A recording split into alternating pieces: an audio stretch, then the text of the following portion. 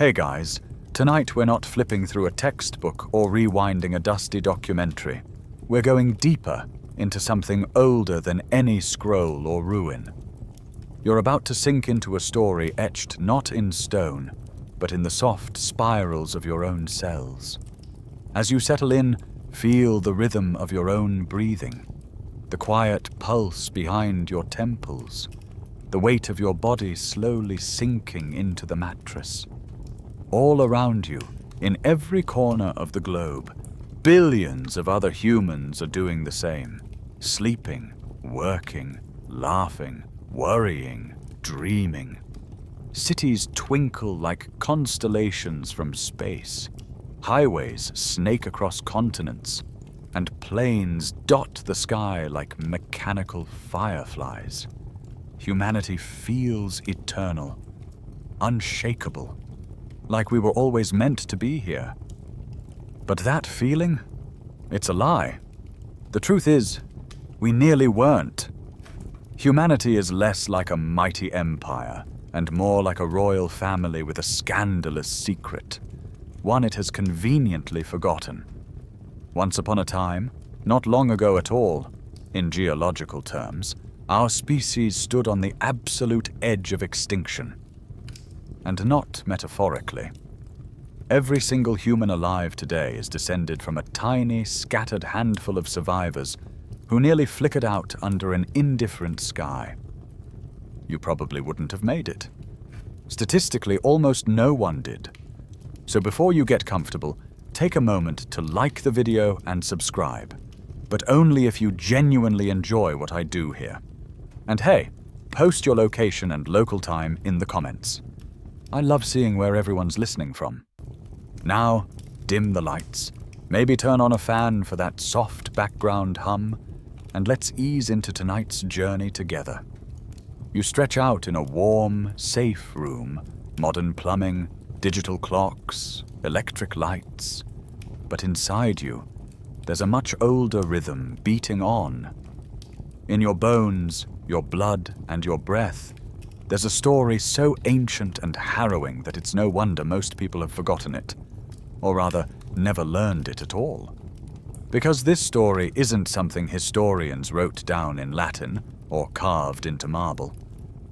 No, this story is written inside of you, stitched into the double helix of your DNA, like ghost ink. A survival epic buried in spirals. DNA is a book every cell in your body can read, and it has some dramatic chapters. Think about it. Your genes have been passed down, uninterrupted, for hundreds of thousands of years. Through fires and famines, through ice and ash, through betrayal and brilliance. There were no gaps in the chain. If even one ancestor had failed to survive long enough to reproduce, just one, you wouldn't be here. And not long ago, that chain nearly broke. Not for one person, not for one family, but for all of us. Imagine a world where the number of humans isn't in the billions, but barely 1,000, spread across an entire continent, terrified, starving, and isolated. Your great times 1,000,000 grandparents, shivering in caves, watching the last mammoth herds vanish into the haze.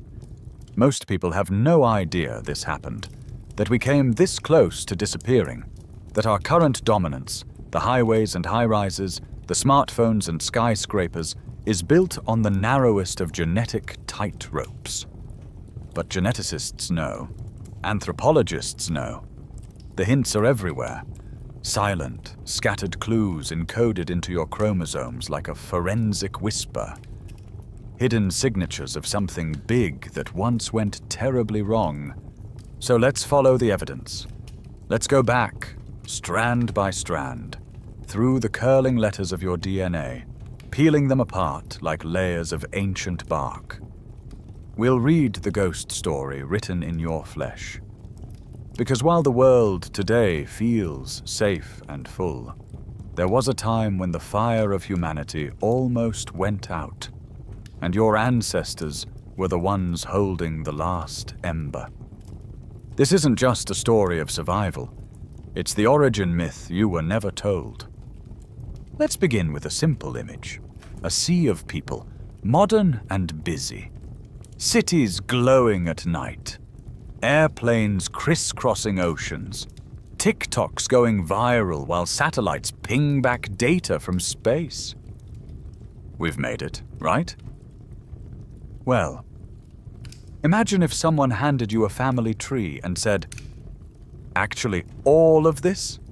Every skyscraper, every scientific breakthrough, every war, every song, every slice of pizza is brought to you by a genetic echo of just over 1,000 people. That's it. The rest? Gone. Lost to time. A branch that was snapped, leaving only a twig. You might scoff. You might think it's a stretch. But then someone hands you a microscope. Not to look at fossils or bones, but to look at the code inside living humans. Africans, Europeans, Asians, Indigenous Americans, Pacific Islanders. And underneath the surface-level differences, skin tone, hair texture, eye shape, you find something eerie.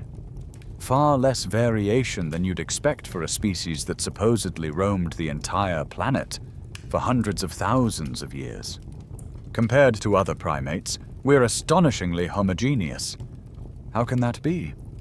Because there was a moment when the human species didn't thrive. It clung. We weren't a growing tree. We were a nearly broken sapling. And that close call left fingerprints all over our genes. Here's a fun fact. If aliens landed and did genetic sampling, they'd be amazed we don't all look like siblings. That's how little variation we carry compared to what should be possible for a species this widespread. But we're not all the same. There are differences, some big, some small, but they're all echoes from that ancient near miss. Because after the catastrophe, only a sliver of humanity remained. And every person listening to this right now, you're the legacy of that sliver. There's something strangely beautiful about that, isn't there? You curled up in bed, worrying about your alarm tomorrow. You are the result of someone who got lucky enough to live, and someone else who loved them, again and again, against all odds, through dark forests and darker winters, through empty bellies and shattered bones.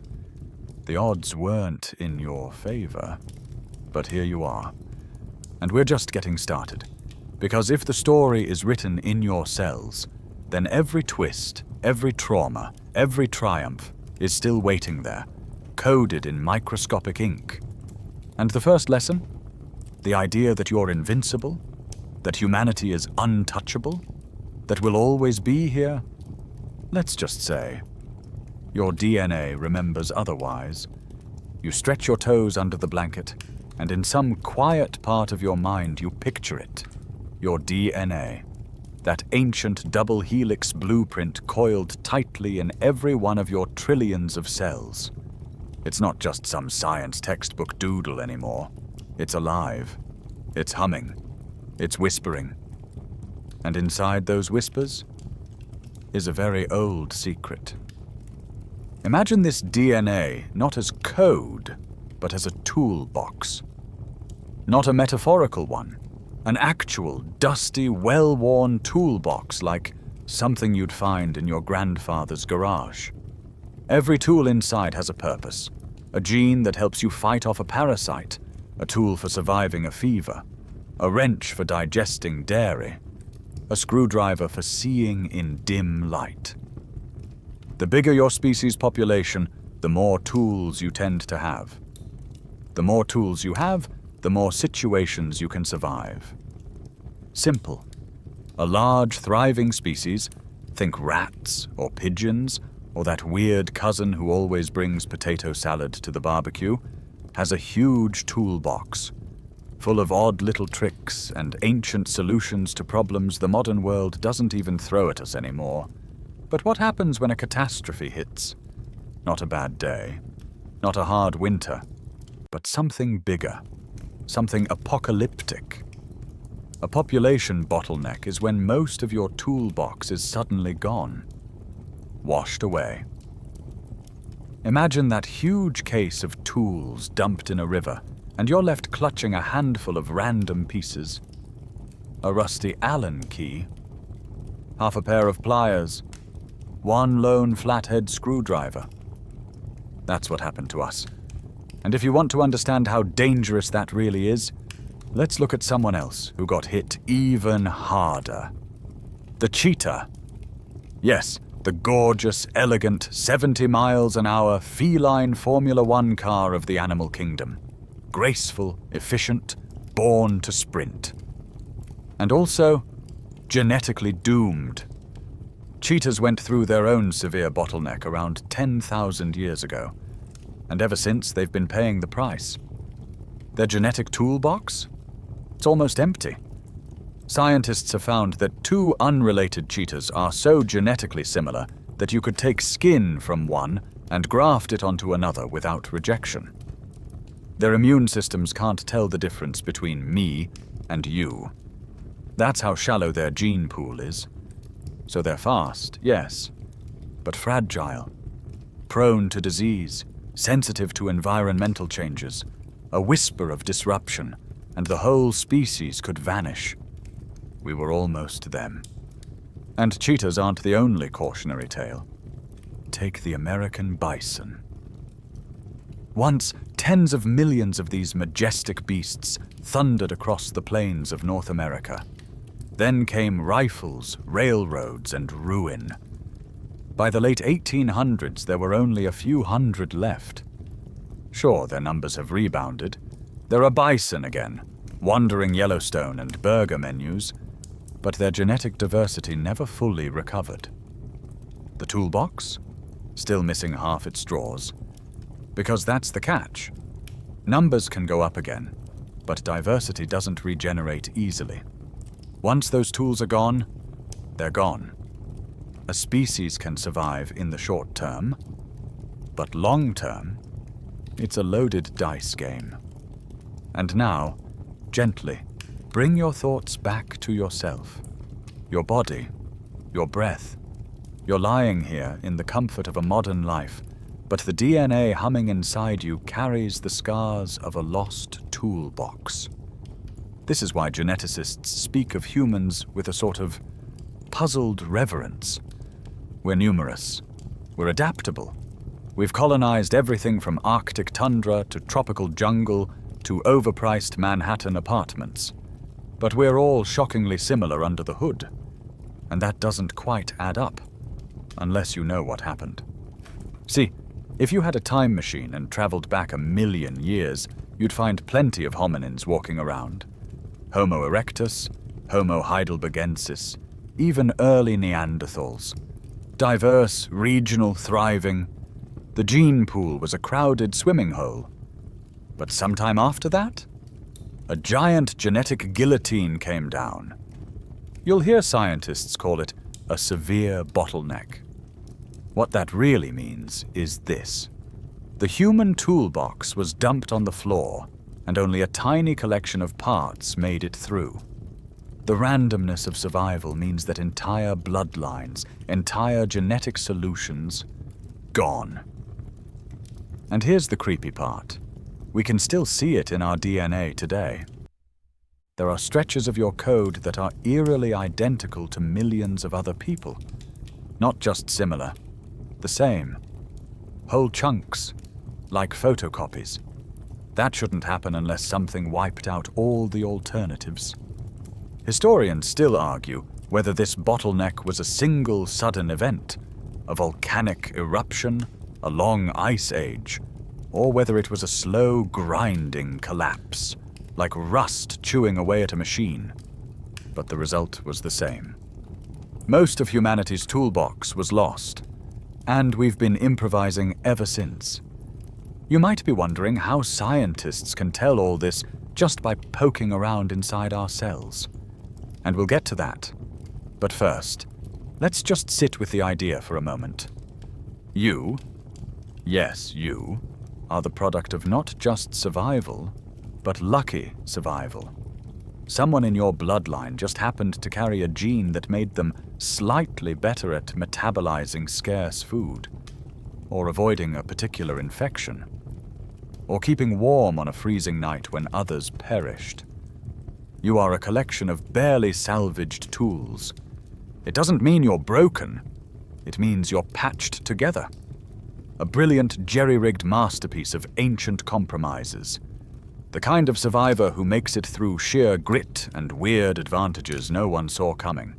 And in that way, you're very, very human. So the next time someone tells you humans are the pinnacle of evolution, maybe think about cheetahs, or bison, or those empty toolboxes rattling across time. We survived, but at a cost.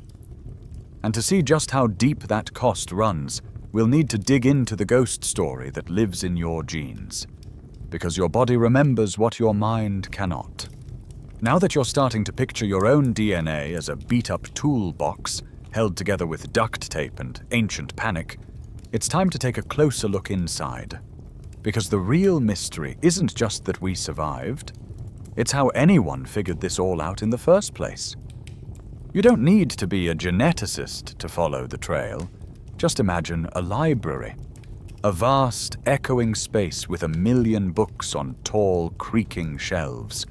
Each book is a genetic sequence, a tiny story passed down from ancestor to ancestor. Now picture walking through that library and realizing something's wrong. Most of the shelves are filled with duplicates. Not just similar volumes, but the same few books copied again and again. Same typos, same missing pages. And the older the section you walk into, the fewer titles you find. It's like there used to be thousands of stories here, but only a few survived the fire. This is how scientists read the ghost story in your genes. Because when a population bottleneck happens, it doesn't just affect who lives and dies, it shreds genetic variation. All the rare stories, the unusual tools, the experimental traits, vanish with the people who carried them. And what remains is echo. Echo in bone structure. Echo in mitochondrial DNA. Echo in your blood type, your sweat glands, your weird tendency to sneeze in bright sunlight. Yes, that's a thing. And then, one day, someone builds a time machine. Not the whirring, blinking kind, but a digital one. A mathematical model. It's called FitCoal, short for Fast Infinitesimal Time Coalescent. It's not flashy. No glowing portals, but it's powerful. Think of it like a microscope that doesn't look down, but backward, way back. What FitCoal does is simple in concept, even if the math is monstrous. It analyzes genomes from thousands of living people, looking for patterns of shared DNA. Then, it works backward to figure out how many ancestors it would have taken to create those patterns. It's like solving a giant jigsaw puzzle where most of the pieces are missing, and some of them are hiding inside you. And when scientists pointed FitCoal at us, Homo sapiens, what they found was chilling. A void, a genetic silence. There's a long, empty stretch in our ancestral library where variation nearly disappears.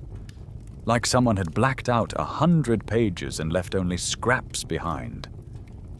According to the analysis, there was a period starting around 930,000 years ago when our ancestors' population didn't just shrink, it collapsed. The model estimates that for over 100,000 years, the entire breeding population of our species' direct ancestors averaged around 1,280 individuals, spread across a whole continent. That's not a village. That's a couple of high school graduating classes. And remember, this isn't about total headcount. This is about genetic contributors, people who were alive and reproducing. The number of actual humans might have been slightly higher, but not by much. And their genetic diversity? Almost gone. Imagine Earth, wild and empty, with just a handful of flickering campfires across a continent. Each one surrounded by a few terrified hominins who may never meet another band again. We don't know exactly what caused it. That's still debated. Some theories point to the mid-Pleistocene transition, a shift in Earth's climate rhythms that suddenly made the world colder, drier, more chaotic. Rainfall patterns changed. Plants died. Prey animals vanished or migrated. Water became unreliable. Entire ecosystems collapsed, not in one massive bang, but in a drawn-out unraveling. Other scientists think there might have been a supervolcano we haven't yet found evidence of, or a pathogen, something that ripped through our ancestors and left no trace in the fossil record, only in our genes. Historians still argue whether it was one big disaster or a long, slow squeeze. But no matter the cause, the result was terrifyingly clear. Our species had nearly gone extinct before we ever had a name. And here's the kicker. This discovery? It's new. Like 2023, new. We've always known humans had relatively low genetic diversity.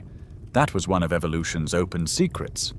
But until very recently, we thought that was just a quirk of our global expansion. It wasn't until researchers applied fit coal that the dark chasm opened up. A 117,000-year bottleneck that nearly broke the chain. You might be wondering, how did we miss this? Because this kind of catastrophe doesn't leave bones. It doesn't leave broken tools or cave paintings. It doesn't scream. It whispers. Archaeologists can only dig up what survives. Fossils, charcoal, stone. But DNA? DNA remembers everything, even the silences. So let's revisit the image of that library. It's not abandoned, it's still active. It's just missing stories, millions of them. The ones that could have led to whole different versions of us. What if there had been other survivors with slightly different brain wiring? Or skin adapted to ultraviolet light in a new way? What if laughter had evolved as a defense mechanism? What if? But none of those possibilities made it through. Only your ancestors did. So the next time you marvel at how similar humans are across the world, how people laugh the same way, cry at the same kinds of movies, get the same kinds of freckles, you'll know why. It's not just shared experience. It's shared origin, from a single, shaken, tiny population. Our species isn't the product of steady, confident evolution. We are a biological near miss, a whispered rumor that somehow kept going. And just ahead, we'll walk right into the darkness that nearly ended us. We'll step into the long silence. You're lying here, warm and relaxed, perhaps with the soft purr of a fan nearby, or the subtle creak of the house settling. But now, close your eyes for a moment and imagine a world before all this. No lights, no buildings, no names. Just open land, sky, and silence. Nearly 1 million years ago, Earth is familiar and alien all at once. Africa stretches wide and wild before you, lush savannas rolling beneath a sun as golden and hot as it is today. Herds of massive elephants, larger than the ones you've seen in documentaries, rumble through tall grasses. Hippos crowd slow, meandering rivers. Giant antelopes bound through the underbrush, unaware that anything could ever go wrong. And walking here, upright, tool in hand, eyes sharp and jaw set, is not you, but someone very much like you. This is Homo heidelbergensis, Not a caveman grunting in a fur diaper, but a skilled, intelligent creature who knows how to shape stone, track prey, and teach their young. Their brain is nearly as large as yours. Their hands could carve an Herculean hand axe. Those beautiful teardrop-shaped tools that wouldn't look out of place in a modern art museum. They are not wild animals. They are human enough. If one sat beside you on a park bench, freshly scrubbed and wearing jeans, you might just assume they were a particularly athletic history professor. This world, this ancient Earth, isn't a constant struggle for survival. It's a place of rhythms. Predictable rains swell the rivers. Dry seasons bake the earth, but always give way to green again. Food is sometimes scarce, but rarely absent. People know where to find the fat roots, the trees with edible bark, the watering holes that haven't dried up yet. Imagine being born into this. Growing up around firelight, the soft murmurs of your elders telling stories, the thunk of stone on stone as someone prepares the day's tools, the crackle of dried meat roasting, and the feeling of sun on your shoulders while you walk across open plains. This isn't some nightmarish prehistoric hellscape. This is a home, a good one. And for a while, thousands and thousands of years, life stays good enough. But nothing in nature stays still forever. At first, the changes are so subtle, they feel like nothing. A wet season comes a few weeks late. A hunting party returns with less meat than usual. One summer, the berries ripen early and rot before anyone notices. An elder remarks, half joking, that the sky seems to forget its patterns these days. But then the joke stops being funny. The grasslands begin to dry. Rivers that have never failed stop flowing. The great herds thin, their migration routes becoming erratic. The animals aren't coming back to the same places anymore, or at all. And still, you endure. You move further, hunt harder, dig deeper. But the world itself is shifting under your feet. This is the beginning of the mid-Pleistocene transition, a slow but massive reordering of the planet's climate systems. The Earth's glacial rhythms, which once shifted gently every 40,000 years, begin to swing harder and more unpredictably. Glacial periods become longer, deeper, crueler. Rainfall patterns twist like a broken compass. The seasons stop behaving. The forests shrink. Dust rolls over the old grazing lands. And the people, your ancestors, look around and realize something unthinkable. The world is no longer keeping its promises. Generations pass, and with each one, things get harder. The stories told at night change from where the elephants used to be to why we must keep moving. The children grow up never knowing the wide herds their parents once described. Their idea of normal is a world of shrinking options and constant fear. Imagine walking through a place your grandmother once called a sacred forest, now reduced to dry scrub and twisted roots. Imagine knowing, somehow, that the world was once more generous, but no one remembers how to make it so again. One by one, the signs of a healthy species begin to vanish. Less food means fewer children. Less water means more fights between groups. Trust becomes a luxury. Love becomes a calculated risk. Every decision is now a matter of life and death. Historians still argue whether this unraveling was driven solely by climate or whether something else, something silent, was stalking humanity too. A disease, a parasite, an environmental poison long gone from the record? We may never know. But we do know what the evidence says. Something began to hollow out the heart of human existence. Not all at once, not in one apocalyptic weekend, but like a slow puncture in a tire you didn't know was deflating. And here's the most devastating part. You can still see the traces in the fossil record. For a long, glorious stretch, Homo heidelbergensis leaves behind plenty of evidence. Tools, bones, campsites, hunting grounds. Then, over time, it fades. Fewer tools, fewer butchered bones, fewer signs of anything at all. It's as though humanity started whispering instead of speaking. And eventually the voice stops altogether. This is the final stage before the silence. But right now, here, in this chapter, you're still on the edge, still among the hopeful, the ones who haven't yet realized the depth of the collapse. They still laugh, they still dance, they still raise their children and tell them that everything will be okay. They're wrong, of course, but it's the kind of beautiful wrongness that keeps a species alive, just a little bit longer. Soon, the lights will go out.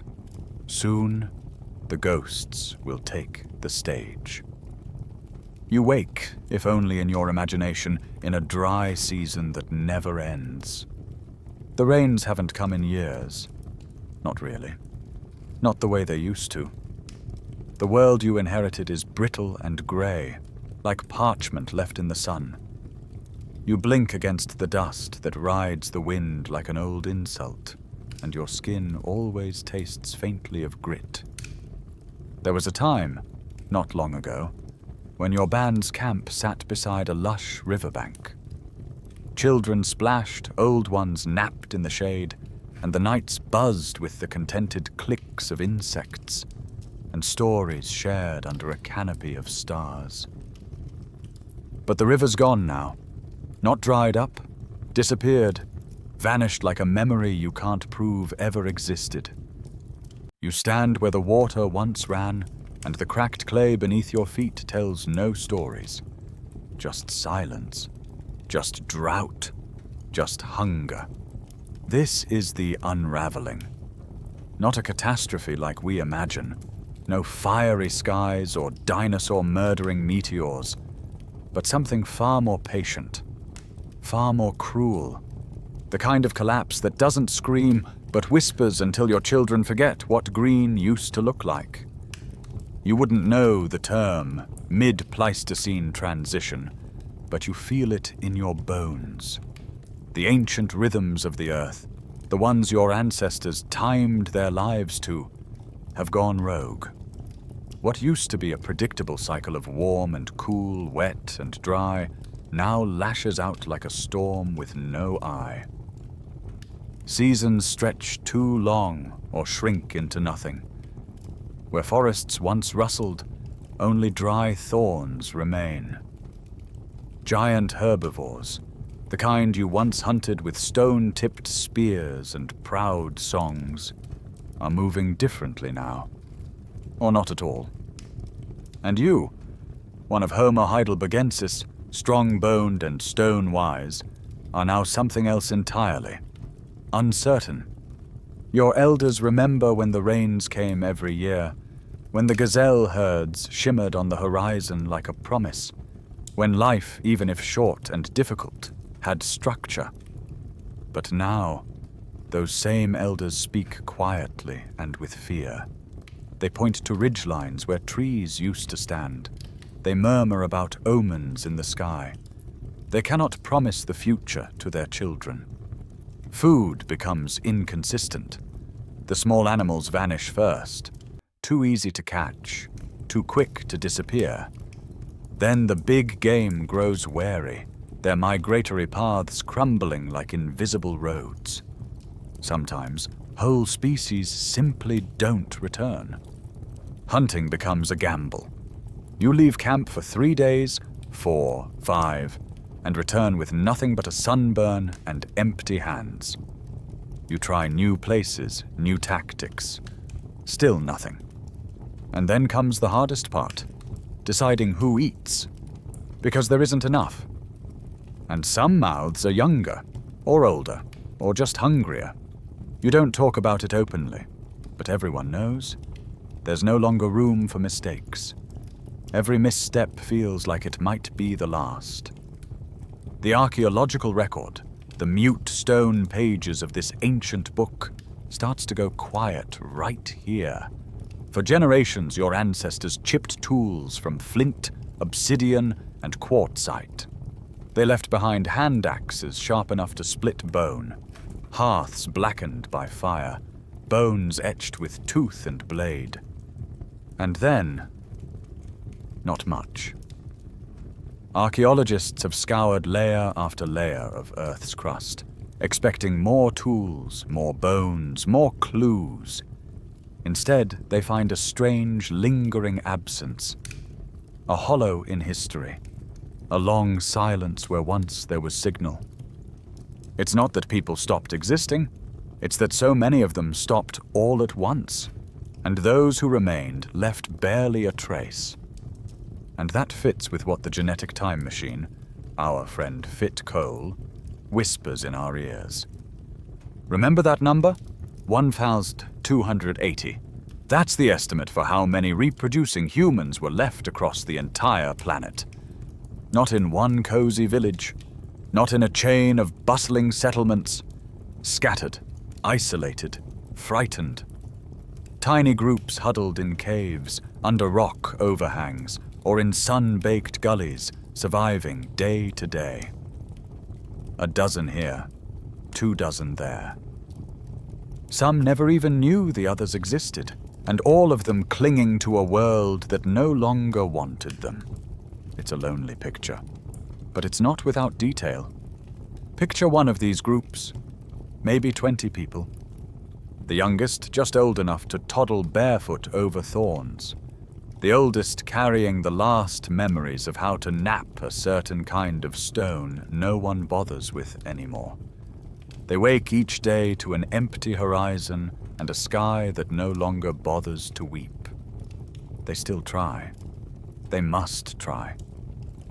One hunter returns with a haunch of lean antelope meat, enough for 2 days, if rationed. The fire is still lit. The lullabies are still hummed. The dead are still buried with care, if not ceremony. But always there's that creeping awareness. We might be the last.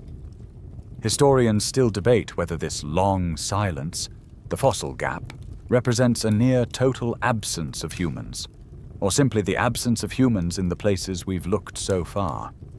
Maybe, they argue, people retreated to less fossil-friendly terrain.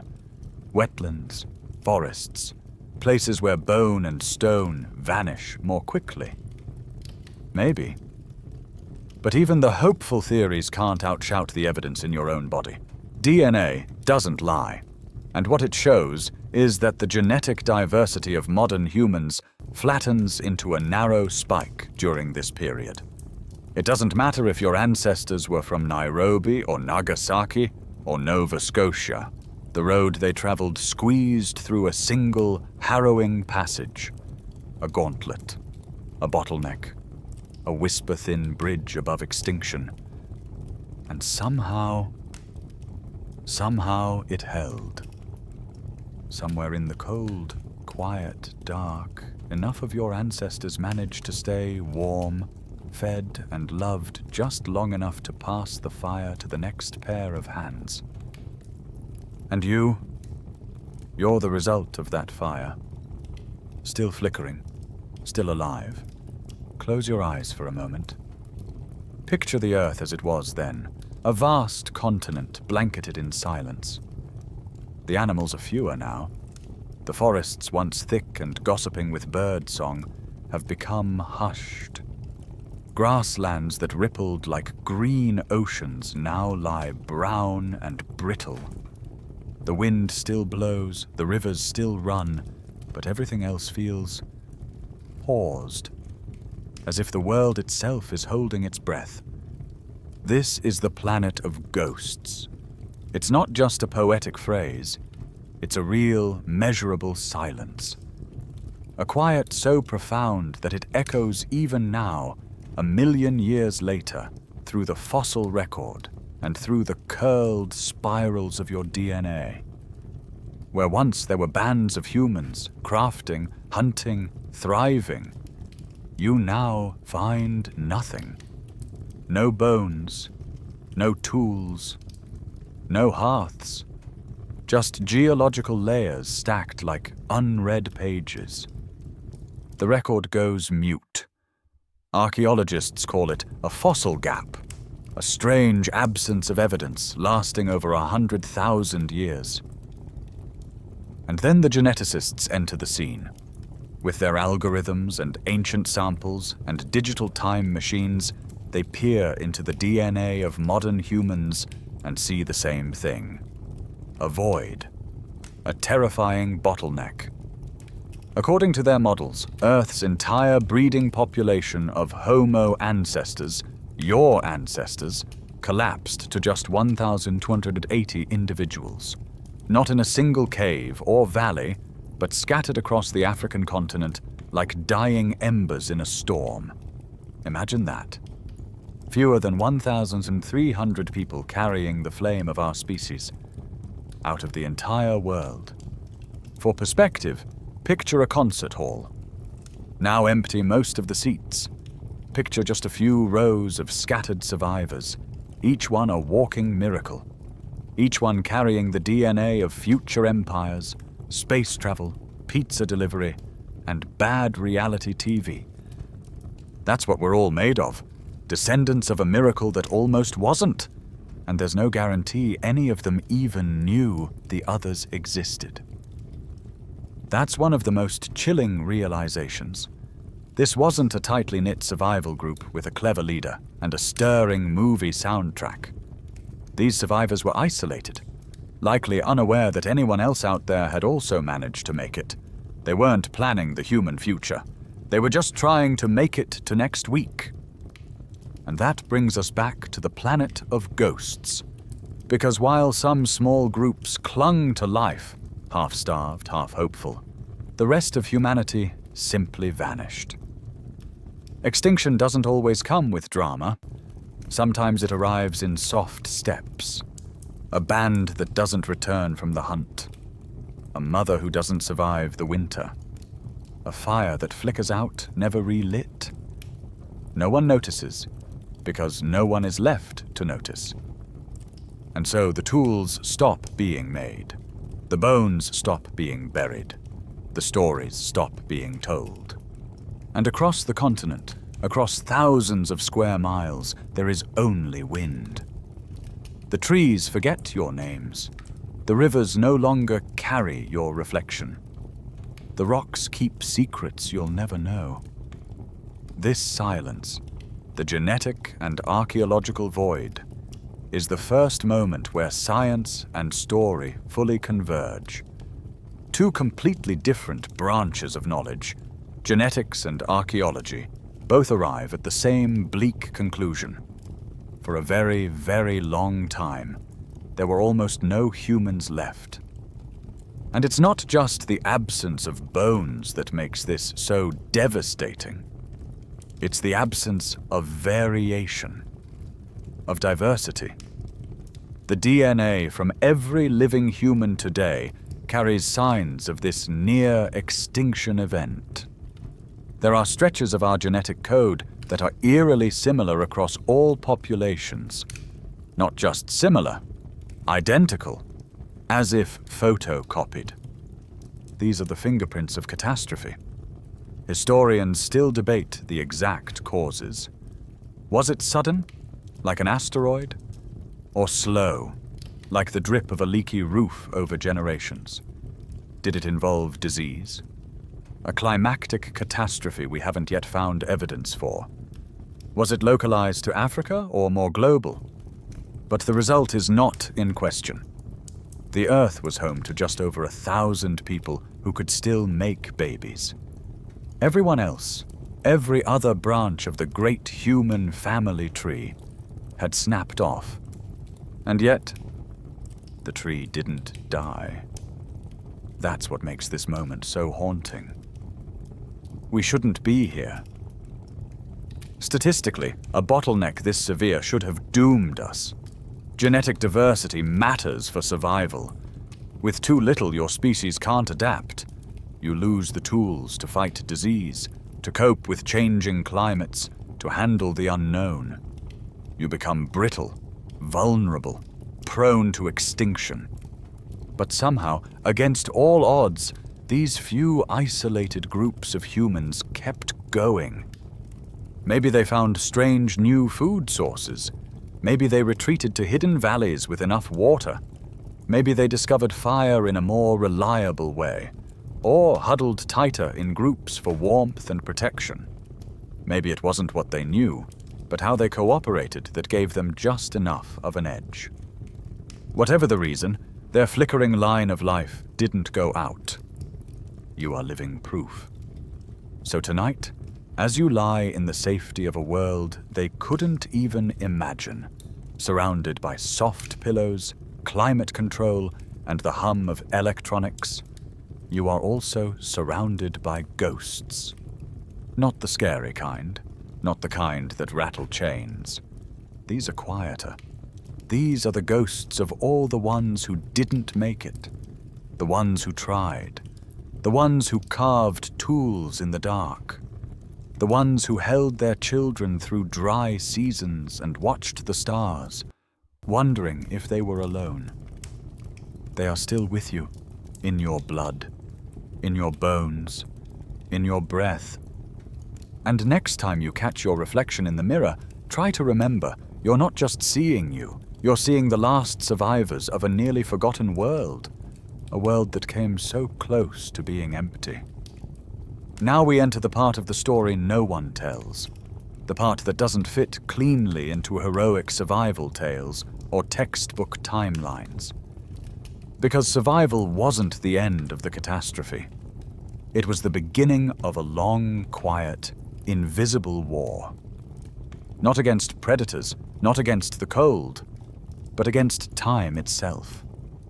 You see, that bottleneck we keep circling back to, the moment when fewer than 1,300 humans were left alive, isn't a one-time crisis.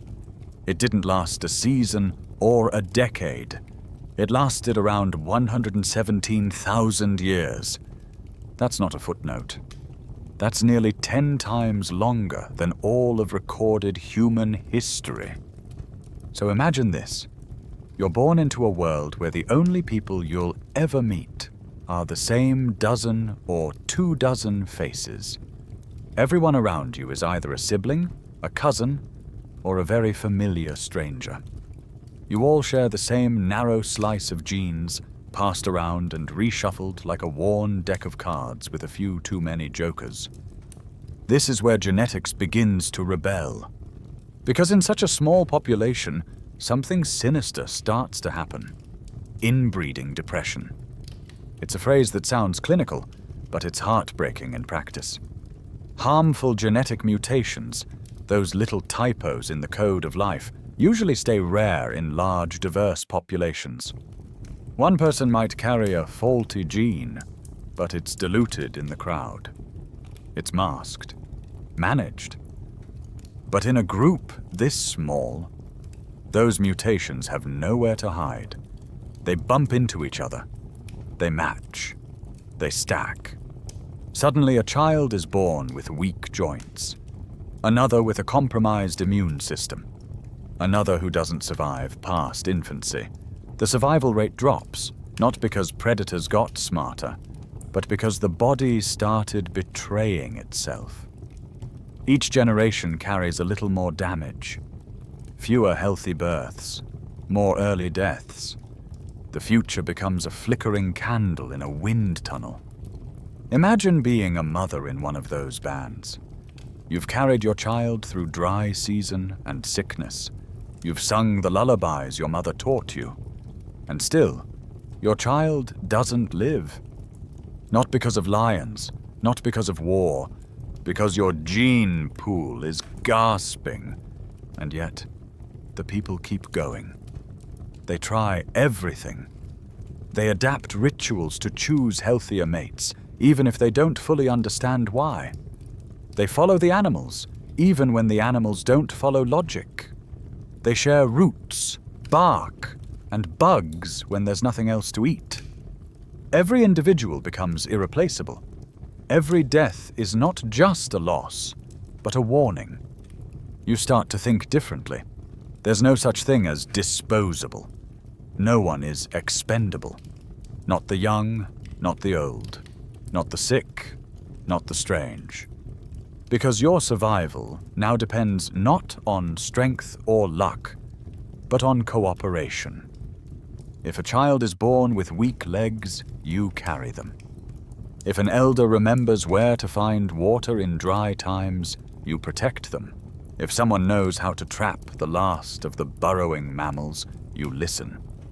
This is the crucible, the place where humanity stops being just a clever ape and begins to evolve into something else, something social, empathetic, cooperative in a way no other creature has managed to sustain.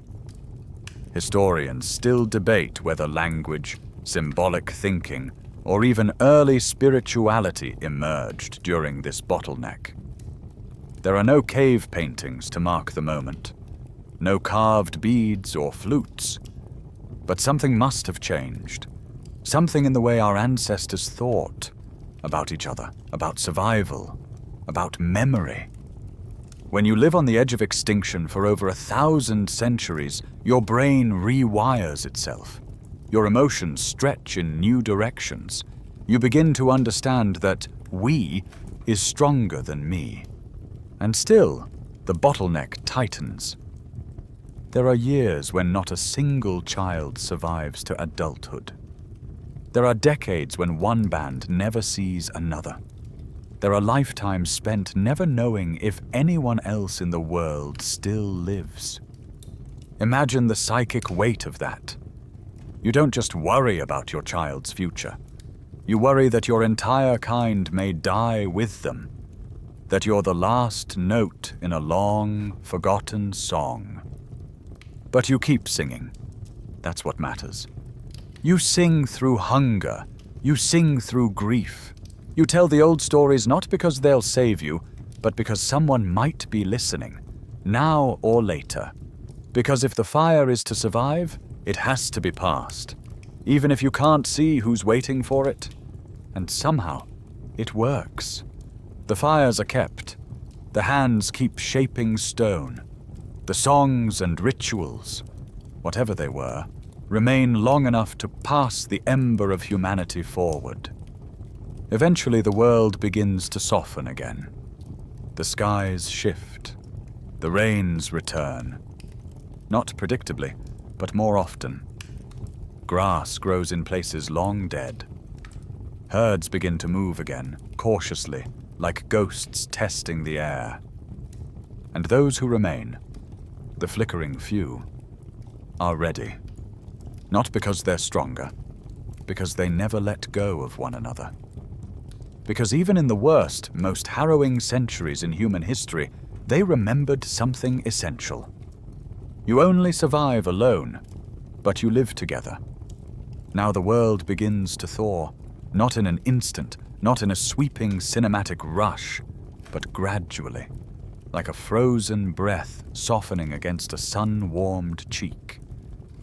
You, or rather your distant ancestor, wake to find the wind not quite so bitter. The sky, though still grey, carries a promise. Not of abundance, not yet, but of change. Something is shifting. You can feel it in the way the soil smells after rain, in the way your firewood no longer cracks and hisses with wetness, in the sound of birds that haven't been heard for generations. The ice age that gripped the world in its long, bony fingers is finally beginning to let go. And what follows is not a sudden rebirth. It's slow, uneven, but it's enough.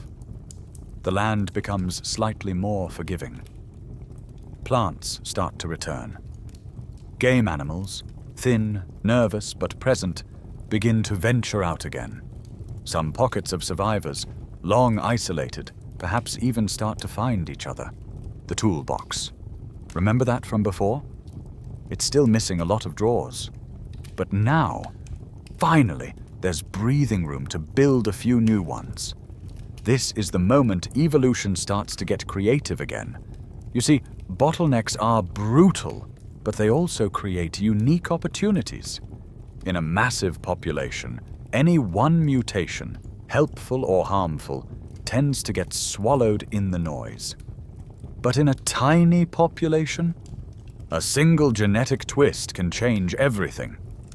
And one twist in particular may have changed you. It's one of the strangest, most fascinating quirks of human DNA. You've probably never thought about it unless you took a very specific biology class or fell into a late-night Wikipedia hole. But here it is. Humans have 23 pairs of chromosomes. Our closest relatives, chimpanzees, bonobos, gorillas, they all have 24. So, what happened? At some point, in one individual, 2 chromosomes fused together. Instead of separating like dancers at the end of a party, they hugged tightly. Forever. Chromosomes 2A and 2B became one, chromosome 2. And that fused chromosome, it's now found in every single modern human. Let that sink in. There was once a baby born among a scattered group of survivors, perhaps in a dry, stony ravine or under the pale branches of a newly blooming tree, who carried this fusion. It didn't kill them. It didn't deform them. In fact, it might not have been noticeable at all. But it became fixed. It spread. And eventually, everyone who didn't have it was gone. Now, this doesn't mean chromosome 2 turned us into geniuses overnight. Scientists still argue whether this fusion conferred a specific evolutionary advantage, or whether it simply drifted into dominance due to the small size of the population. In other words, was it helpful or just lucky? Either way, it matters. Because this quiet little accident, a cellular typo, became a defining feature of our lineage. The lineage that leads to Homo sapiens. To you. And that's not just metaphor. That's molecular. It's poetic in a way, isn't it? That while humanity clung by a thread, nature slipped in a strange little post-it note. Something new. Something different. A marker of the future in the body of a starving child. We're not sure exactly when the fusion happened. Some say it may have been earlier. Others argue it became universal during the bottleneck, when genetic variation was so sparse that even rare mutations could sweep through a population in just a few dozen generations.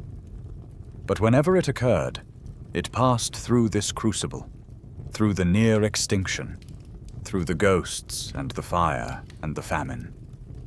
And it stayed.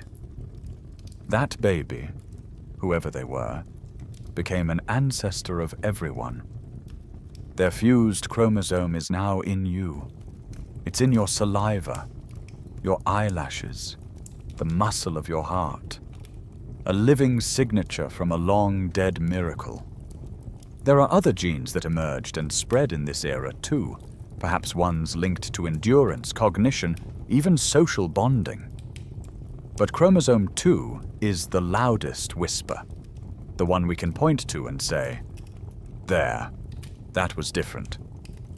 Think about how strange this is. Most major evolutionary changes take place over vast timescales, involving huge populations. But in our case, the biggest shift in our genetic architecture may have taken place in a population the size of a village.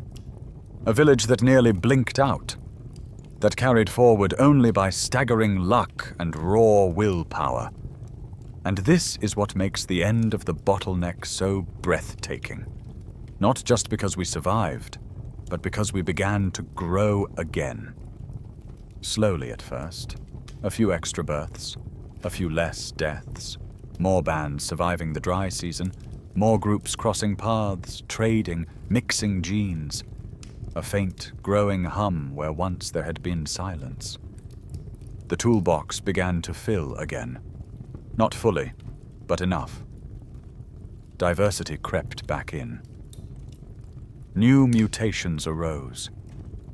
The scar tissue of the past didn't vanish, but life began to stretch and stand tall once more.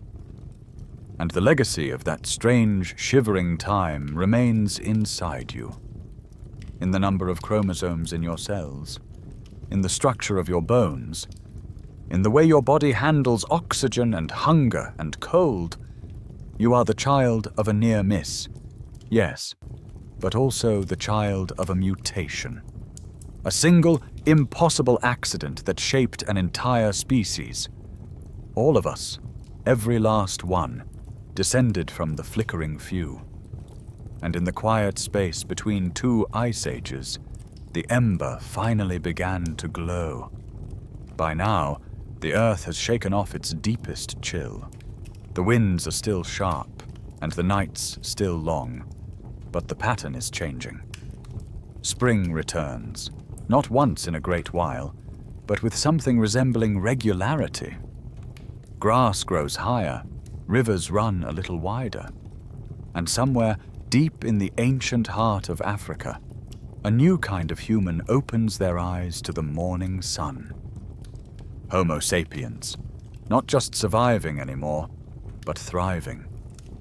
And this time it's different. The population that arises after the bottleneck doesn't scatter immediately into the corners of the earth. No, they stay. They build. They share. They expand not by conquest, but by connection. Africa becomes the cradle not just of humanity, but of diversity. A vast biological reservoir. A second chance. You walk now across this land, not as a lone remnant of an endangered species, but as part of a web. There are people to the north and south, east and west. Bands living near lakes, in forests, along coasts. They speak different tongues, hunt in different ways, but they are human in a way that would feel familiar to you. Not in language or tools, but in spirit. They joke, they grieve, they dance, they dream. The genetic evidence of this period is astonishing. Across the African continent, genetic diversity explodes. Some regions hold lineages older than others, with branches that trace back hundreds of thousands of years.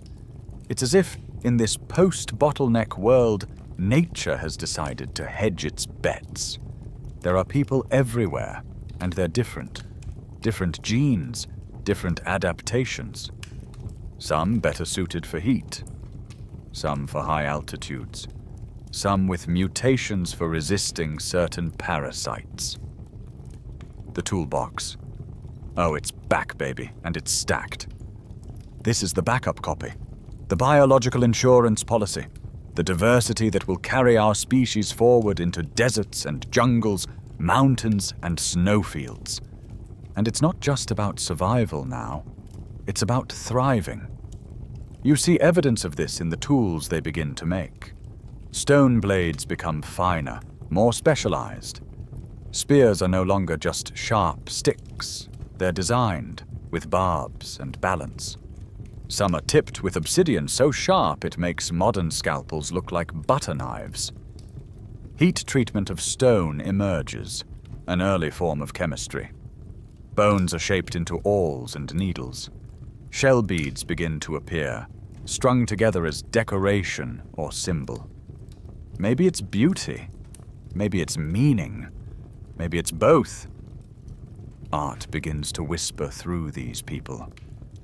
It's faint. It's not yet Chauvet or Lascaux, but it's there, engraved into ochre, etched into bone. The human mind is unfolding. And here's the most remarkable part. Even as these early Homo sapiens thrive, they share. Genetic studies show clear signs of widespread gene flow, interbreeding across vast regions. People are moving, interacting, trading, marrying, adopting each other's tools and traditions. This isn't just a population, it's a network.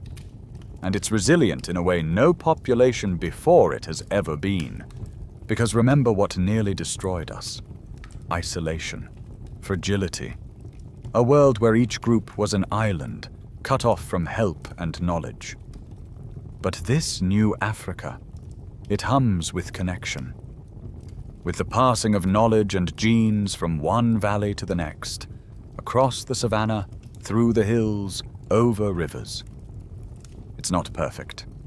There are still dangers, still droughts and predators and painful losses. But now, if one group suffers, others can help. A drought in one region might mean migration, not annihilation. A disease might burn through a band, but new genes from distant cousins can strengthen the next generation. This is how you build something extinction-proof. You don't hoard, you share. Historians still argue whether this explosion of culture and complexity came from a single innovation, perhaps language, or a change in brain wiring, or whether it was the result of a critical mass. Enough people, in enough places, for long enough, cooperating. But the outcome is clear. By around 100,000 years ago, Africa is home to a vibrant, diverse, flourishing species. Us. Not the only hominin on the planet, but certainly the most potential. And here's where the plot thickens. Because while Africa becomes this teeming cauldron of innovation, culture, and genetic treasure, something else is stirring. A small group, tiny by today's standards, gathers near the northeastern edge of the continent. Maybe they live near what we now call the Red Sea. Maybe in what is now Eritrea or Sudan or Ethiopia. The exact location is debated, but what matters is this. They look outward, across the water, towards something new. Why? That's the mystery.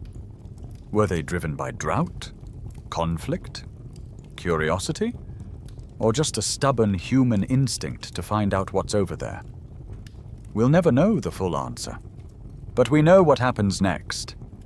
They leave, a tiny group, not an army, not an exodus, a ripple in the tide of history. The rest of the continent remains, full of music and mutation, of firelight and storytelling.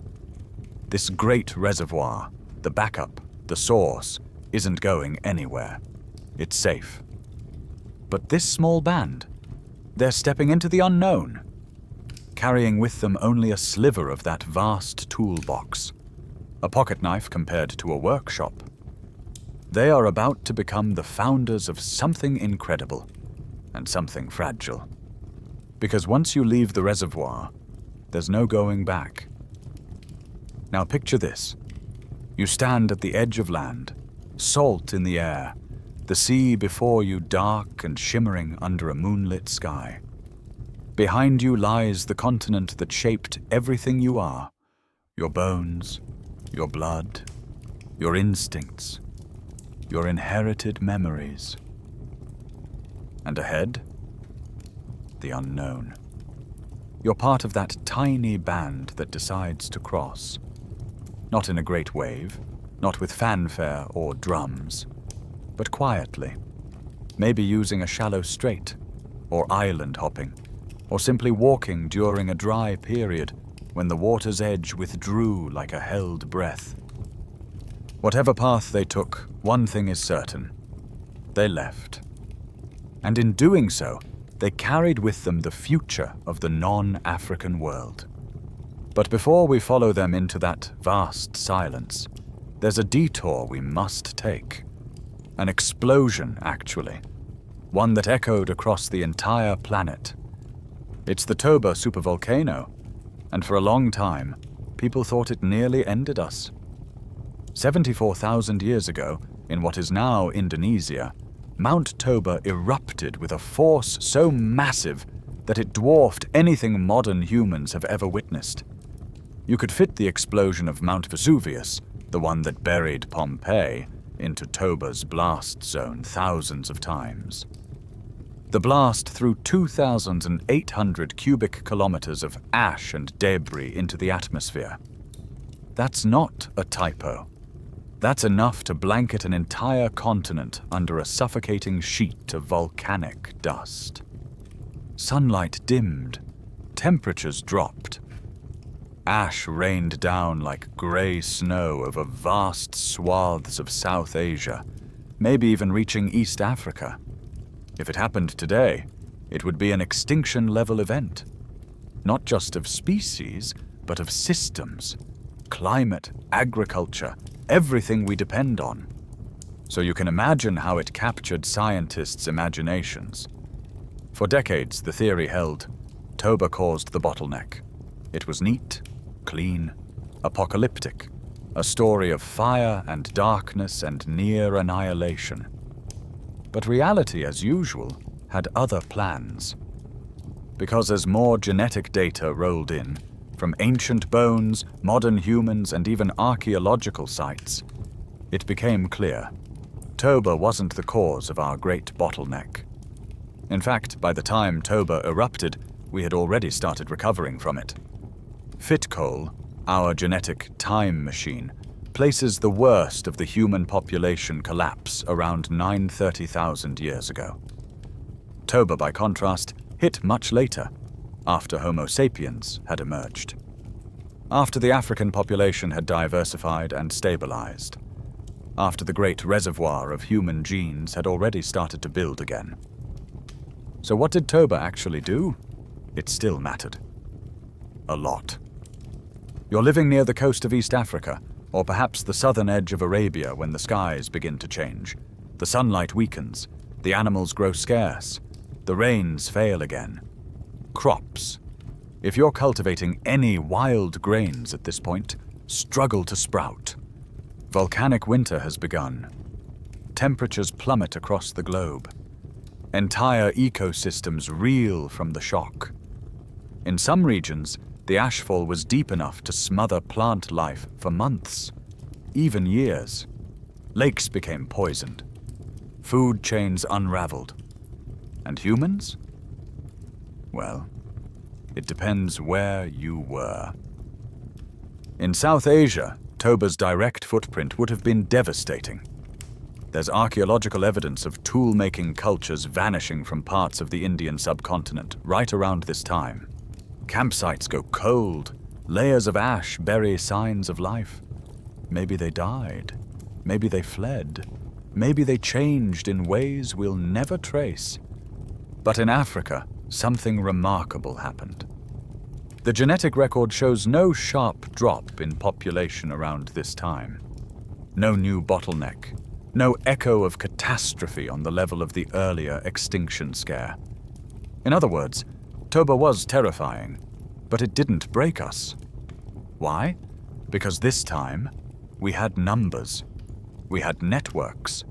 We had that crucial difference we talked about earlier, diversity. Not everyone lived in the blast zone. Not everyone depended on the same food. Some communities were hit harder than others, yes, but the population as a whole, it endured. And this is where the mystery deepens. Because even though Toba wasn't the bottleneck, it still played a role in shaping our path. Some scholars believe that the fallout from the eruption might have helped push people out of Africa. Think about it. A sudden drop in temperature, shifting rainfall patterns, animal herds migrating into unfamiliar territories. Maybe the land that had sustained you for generations suddenly felt less forgiving. Maybe a nearby valley that had always been rich with tubers and game now lay silent. Maybe the idea of leaving, of walking farther than anyone ever had before, suddenly seemed not brave, but necessary. Historians still argue whether the migration out of Africa was a direct response to Toba's chaos, or if it was already underway. but the timing is close enough to raise eyebrows. And this is how science works, by the way, not with certainties, but with overlapping clues. A volcanic glass layer here, a fossil there, a bone tool in the wrong strata, a DNA pattern that makes no sense until it does. So while the Toba eruption wasn't the cause of the bottleneck, it remains one of the most dramatic events our ancestors ever faced. And the fact that we faced it and kept going, that says something profound. You don't just survive once and then live happily ever after. You survive again, and again, and again. You face extinction, and then a supervolcano, and then drought, and then predators, and then your own fragile biology. And you keep going. That's the real story of humanity. Not triumph, not destiny, persistence. So as the ash settles and the air clears, the humans who remain, most still in Africa, some just beginning to test the outer edges of the Arabian Peninsula, look out at a battered world. And they walk forward, not because they know what's coming, but because something deep in their bones, older than words, older than hope, says, go. Now the dust has settled, literally, and we return to that tiny band we left standing on the edge of Africa, peering across the sea. This is not a grand exodus. No caravans of people, no synchronized departure. Just a wavelet, a ripple in time, barely noticeable to anyone else on the planet. Maybe it's a group of 30, maybe 50. Some argue more, others less. But the genetic fingerprints left behind suggest this. Almost all non-African humans today descend from this one small group. And that's not speculation. It's written in the maternal and paternal lineages that flow through your body like twin ancient rivers. Let's start with your mitochondrial DNA. It's passed from mother to child, like a whispered secret, never mixing with a father's genes. Because of this, it mutates at a slow, steady rate, making it the perfect timekeeper. When scientists trace these mutations back through thousands of people across the globe, they find they all converge on a single woman who lived in Africa roughly 150,000 to 200,000 years ago. They call her Mitochondrial Eve. She wasn't the only woman alive at the time, not by a long shot, but her mitochondrial line is the only one that survived through all our mothers' mothers. Then there's the Y chromosome, passed from father to son. It also mutates slowly and cleanly, and its trail leads to a single man, Y chromosomal Adam, who lived around 200,000 to 300,000 years ago, though not necessarily at the same time or place as Eve. But the real story begins when those lines leave Africa. When you analyze the DNA of modern humans outside of Africa, Europeans, Asians, indigenous Australians, Native Americans, you find something remarkable. They all share a narrow slice of African ancestry. Specifically, they all seem to descend from a tiny subset of the African population, a sliver of the full human genetic spectrum. And that sliver? It left Africa maybe 60,000 to 70,000 years ago. This is the founding population of the non-African world. And it was small, frighteningly small. Modern estimates, based on mitochondrial and Y chromosomal data, suggest the core breeding group may have been as little as 40 individuals.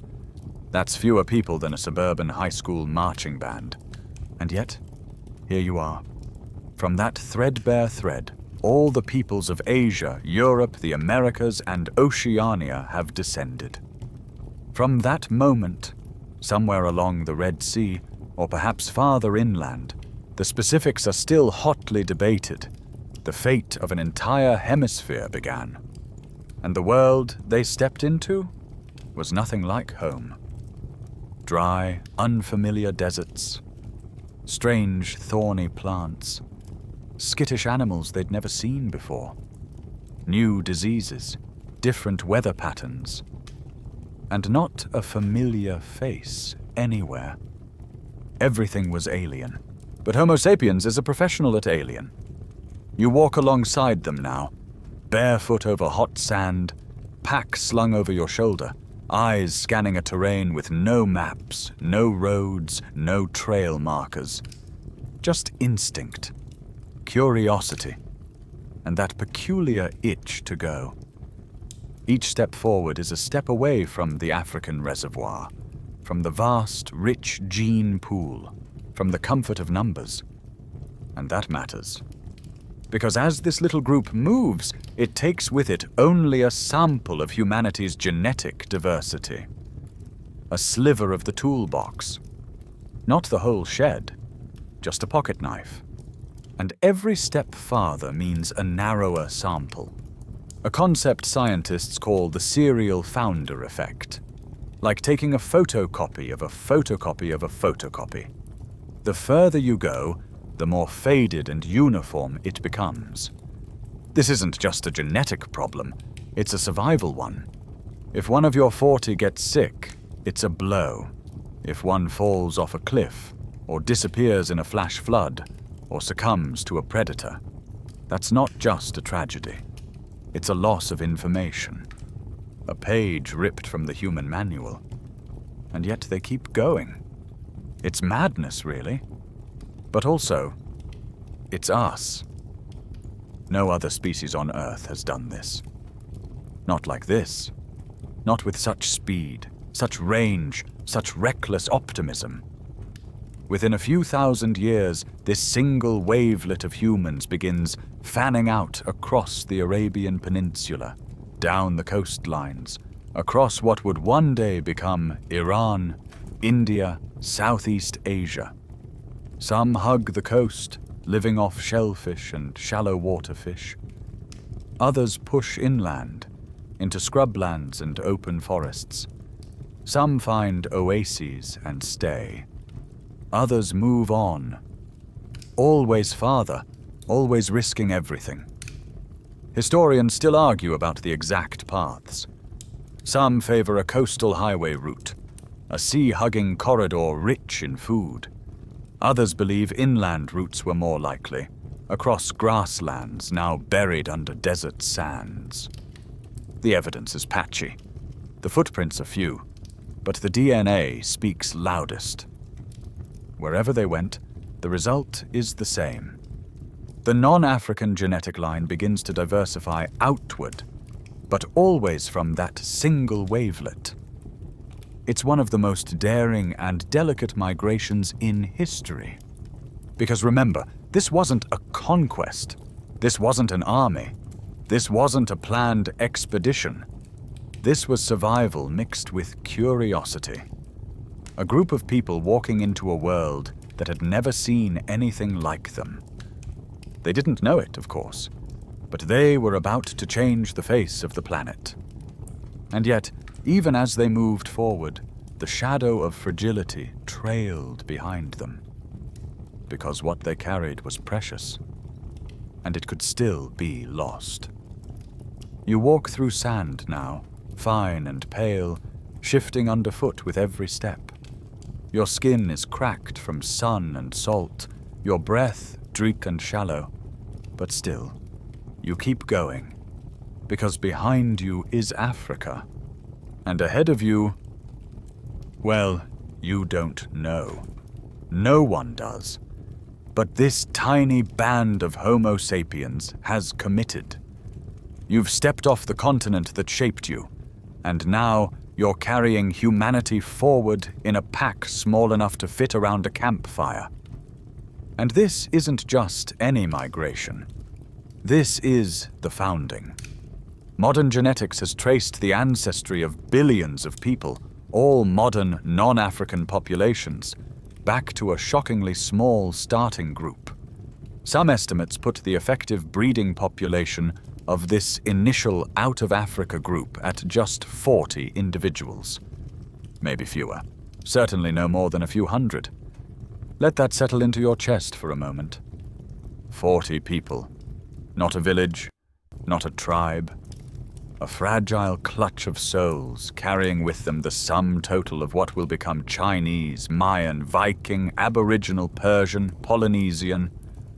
All the colors, customs, and contradictions of future humanity compressed into one fragile, flickering group. You, stretching beneath a fan or curled up under your blanket, are one of their descendants. But before you get too cozy, know this: the path ahead of them was brutal. The Arabian Peninsula, which today evokes oil and modern skylines, was then a gauntlet of survival. Depending on the climate cycle, it might have been a dry savanna, or a lifeless wasteland of salt flats and rocky plateaus. Food was rare, water was precious, shade was a rumor. And yet this tiny group kept going. Every single person mattered. Not in the abstract, feel-good way, but literally. Every time someone died, the gene pool got smaller. If someone fell ill, got injured, or simply vanished into the night, it wasn't just tragic, it was catastrophic. An entire branch of genetic information gone. You couldn't afford losses. Not like this. This is what scientists call a serial founder effect. With every small group that breaks off and moves farther, into India, into Southeast Asia, into Central Asia, and eventually Europe, Siberia, Australia, they take only a slice of the genetic diversity from the group before them. Each step forward is also a pruning. It's like playing the telephone game with your DNA. You whisper the blueprint forward generation after generation. But each whisper loses a little detail, a little redundancy, a little protection. So yes, these travelers were daring, but they were also walking a razor's edge. Every newborn was a gamble. Every illness a threat. Every river crossing a test. When you only have 40 people, one twisted ankle during a mammoth hunt doesn't mean reschedule. It means recalibrate your entire survival plan. And the environments they encountered, unforgiving. Picture stepping into the shadowy forests of the Indian subcontinent for the first time. Trees that smell wrong. Insects that bite in unfamiliar places. Strange predators. Giant cats, venomous snakes, wild boars with dagger tusks. The ground itself is confusing. Not like home. You have to learn again. Fast. You must recognize edible plants without getting poisoned. Learn new animal behaviors. Understand monsoon rains that fall like the sky has cracked open. And you must do this while hungry, while exhausted, while watching the only people you've ever known slowly get older or vanish. There's no rule book, and there's no help coming. It's remarkable that we made it at all. But we didn't just survive, we adapted. Maybe you make camp near a mangrove swamp and learn how to trap crabs. Maybe your group discovers that certain bitter roots, when roasted for long enough, won't kill you. Maybe you watch the flight paths of birds and find water where others wouldn't have looked. These small wins mattered, because every adaptation, every lucky guess that became a lesson, gets passed down. Not just in tools and stories, but in DNA. You begin to develop immunity to new pathogens. You grow slightly different body shapes to handle new climates. The environment sculpts you as much as you navigate it. And in this way, the great journey continues. Out of Arabia into southern Asia, along coastlines and riverbanks, up into highlands and down into jungles. These early explorers weren't trying to conquer the world. They were trying to stay alive. But unknowingly, they were also writing the next chapters of human history. Because while these groups were small, they were resilient and creative. You start seeing regional innovations, slightly different tools, burial practices, pigments. Culture doesn't just spread. It fractures and reforms, like light passing through glass. By 50,000 years ago, some of these descendants have reached Southeast Asia. Shortly after, humans cross a watery stretch and reach Australia, one of the most impressive prehistoric feats ever accomplished, given that it required some form of sea travel. And all of this from 40 people. Historians still argue over the exact routes. Was it coastal all the way? Were there inland stopovers? Did some early migrations fail and fade without a trace? Very likely. Not every attempt to push forward succeeded. There may be thousands of human stories lost forever beneath rising seas and shifting sands. But the story that matters, the one encoded inside you, endured. And as this tiny genetic thread weaves across the world, it does so in fragile brilliance. We didn't spread because we were the strongest. We spread because we were the most adaptable. We shared. We learned. We remembered. And most importantly, we didn't stop moving. You've made it across the burning sands, the tangled jungles, the flooded deltas. You've skirted rivers swollen with crocodiles, crossed plains echoing with predator calls, and now you climb. The air turns cold, the trees thin, the stars seem closer. You're not alone anymore, because in the rocky highlands and frozen valleys of Ice Age Europe and Western Asia, someone else is already here. Meet the Neanderthals. They're not cave-dwelling grunts, not the clumsy brutes pop culture once mocked. No, the Neanderthals were magnificent in their own way, sturdy, powerful, deeply adapted to a brutal world of cold winds and thick-shouldered prey. Picture bodies built like Olympic wrestlers, barrel-chested, strong fingers, and brains just as big as yours, sometimes bigger. They're not our ancestors exactly, but they are our cousins, close enough that you could probably look one in the eye and recognize something familiar. And for hundreds of thousands of years before you arrived, they ruled this world, not with empires or monuments, but with the quiet authority of survival. They weathered ice ages, hunted mammoth and woolly rhinoceros, crafted stone tools, Mysterian blades, sharp and efficient, even buried their dead. But by the time you show up, the tiny Homo sapiens ripple spreading across the Near East, they're tired. Not in the literal sense, but genetically. Their DNA tells a story as well, and it's not a cheerful one. Just like the humans who barely escaped extinction a million years ago, Neanderthals are trapped in their own slow-motion collapse. Their population is small, really small, spread thin across vast glaciated landscapes. Each group living in isolation, tucked into valleys or mountain passes, separated by forests, ice sheets, and a staggering lack of contact. And just like before, this kind of isolation comes at a cost. Their genetic diversity? Barely hanging on. Mutations that should have stayed rare have become common. Deleterious traits, the molecular equivalents of rust, accumulate. Scientists have found evidence in their genes of reduced fertility, weakened immunity, even increased risk of developmental issues. In short, the Neanderthals were in their own bottleneck. Historians still debate just how bad it was, or when it started. Was it a slow decline over tens of thousands of years, or did something more sudden fracture their world? But the DNA doesn't lie. Even before Homo sapiens set foot in Europe, the Neanderthals were already living on borrowed time. And yet, they weren't giving up.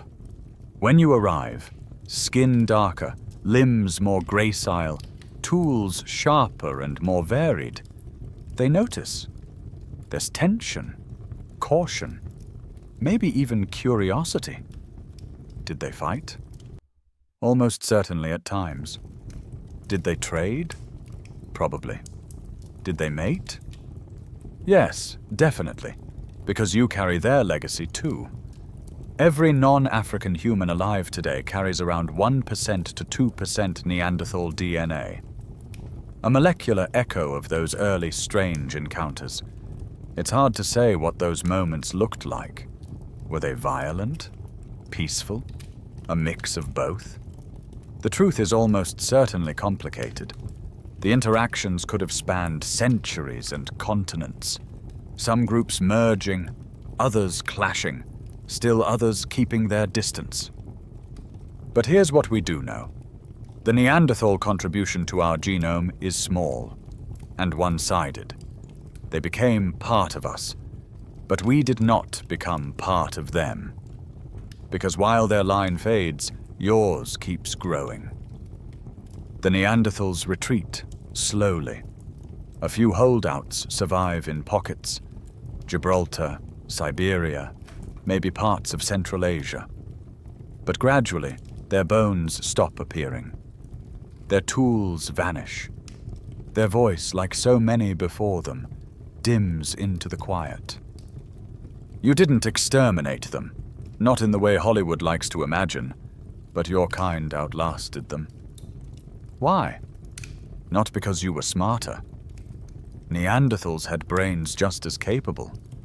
Not because you were stronger, they'd win an arm wrestling contest without breaking a sweat, but because you were more connected. Remember that vast web stretching across Africa, that network of gene flow, tool sharing, knowledge trading? You brought some of that with you.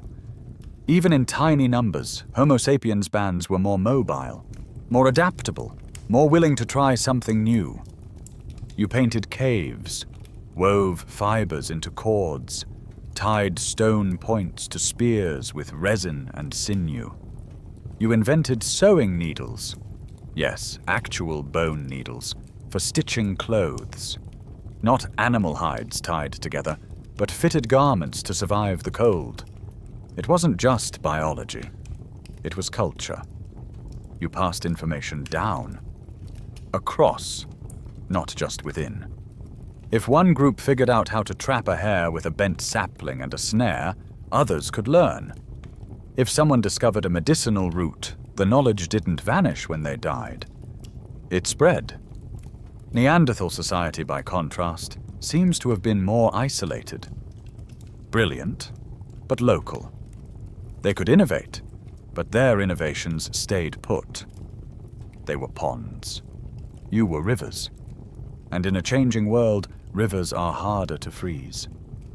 So as ice ages came and went, as climates flipped like coins, Homo sapiens flowed into new regions, absorbing lessons, adapting fast. Neanderthals, stuck in narrow valleys and tighter family loops, couldn't keep pace. In some regions, Homo sapiens and Neanderthals coexisted for thousands of years. Not a clash, but a slow fade. A changing of the guard so quiet no one noticed until long after the last Neanderthal breath steamed against a cave wall. It's a haunting idea, that intelligence isn't enough, that survival requires not just brilliance, but connection. And you, listening now, in a world stitched together by satellites and servers, carry that lesson inside your DNA. You are the heir to both lines, the survivors and the silenced. You carry their strength, their silence, their spark, and the story, impossibly, still continues. You're starting to see it now, aren't you? That it wasn't strength or smarts alone that secured your place in the story. It was something quieter, subtler, and infinitely more powerful. Connection. To really grasp the difference between survival and extinction, picture this. A Neanderthal family huddled in a glacial valley, their cave walls flickering with firelight. Outside, snow piles up silently, muting the sound of the wind. Their group, maybe a dozen individuals, maybe fewer. Everyone is kin. Everyone knows everyone. And that's the world. That's it. Then imagine you, a Homo sapiens, in a very different setting. Your band is no larger than theirs, but you know you're part of something bigger. You've traded tools with the river group to the east. You've seen beads from distant coastal bands strung on your sister's necklace. You sing songs you didn't invent. You tell stories your great-grandmother heard from someone who lived 3 valleys away. This is the crucial difference. Neanderthals lived in islands. You lived in rivers. Theirs was a world of isolation. Yours of exchange. The archaeological record backs this up. When researchers analyze Neanderthal sites, they find tools and artifacts made almost exclusively from local materials. Flint from nearby, bones from local kills. Nothing travels very far. It's all homegrown. But Homo sapiens sites, they're weird. In a wonderful way. You might find obsidian tools at a campsite hundreds of kilometers from the nearest volcanic source, or shells from the coast buried with a body found deep inland, or pigments, red ochre, black manganese, hauled across entire ecosystems just to decorate a piece of stone or a strand of beads. Why? Because you didn't just survive in groups. You survived in networks. You weren't just clever. You were plugged in. Think of it this way. A Neanderthal's world was about what they could see, hunt, and remember. A Homo sapiens world included what their cousins knew, what the people upriver figured out, what a traveling shaman learned 5 seasons ago and shared in a story by the fire. It's the difference between a flashlight and a lighthouse. One helps you see a few steps ahead. The other guides others, even across great distances. And this distinction wasn't just cultural. It had biological consequences. Because connected populations share genes as well as ideas. If your band suffers a bad year, poor hunting, disease, infertility, you can merge with another group. Exchange partners, mix the gene pool, boost your toolbox. Neanderthals, stuck in their valleys, couldn't. Over time, this mattered. Deeply. Geneticists have found that Neanderthals were in a state of what's called mutational load. That means their small, isolated gene pools accumulated harmful mutations faster than they could be purged. Each child carried more baggage than the one before. That's not speculation. It's measurable in their DNA. But you? Your ancestors had gene flow. Constant little infusions of novelty and repair. A band meets another group. They share a few meals, maybe a few flings, and suddenly your next generation is stronger, more resilient, better equipped for the next drought, the next predator, the next leap across a cold valley. Historians still argue whether this level of connectivity was accidental or intentional.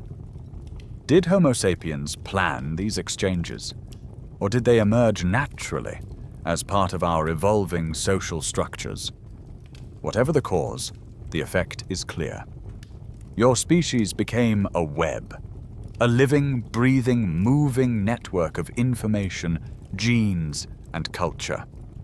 Even the earliest Homo sapiens sites in Africa show signs of long-distance trade.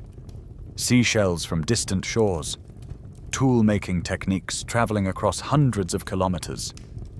Pigments used not just functionally, but symbolically.